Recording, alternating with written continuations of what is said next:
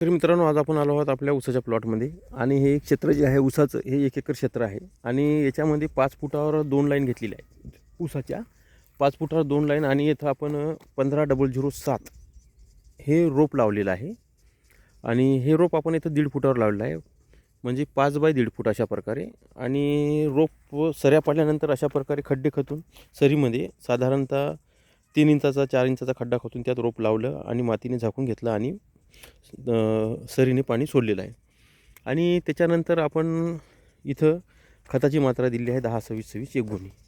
आणि अशा प्रकारे इथं लागवण झाल्यानंतर आपण इथं पाणी चालू केलं आहे.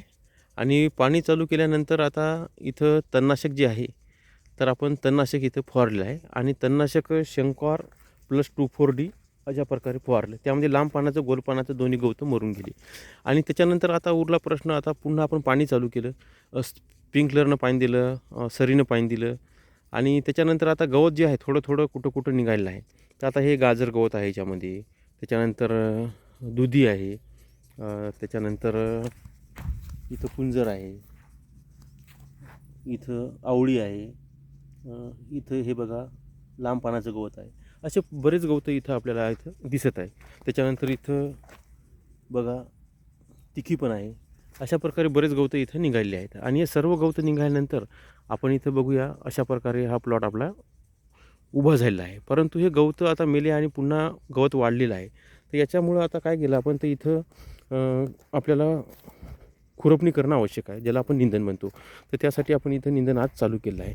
म्हणजे काय होईल, आपलं हे खतं दिलेले जे आहेत, हे खतं आपल्याला परिपूर्ण आपल्या पिकाला मांडली पाहिजे, त्यांनी ते घेतली पाहिजे. तर यासाठी आपल्याला इथं निंदण करणं आवश्यक आहे.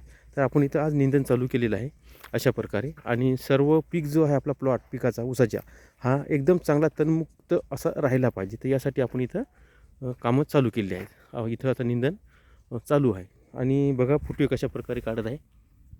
एकच रोप आहे आणि फुटवे भरपूर निघत आहेत, हे बघा अशा प्रकारे. तर अशा प्रकारे आपलं इथं व्यवस्थापन ऊसाचं चालू आहे.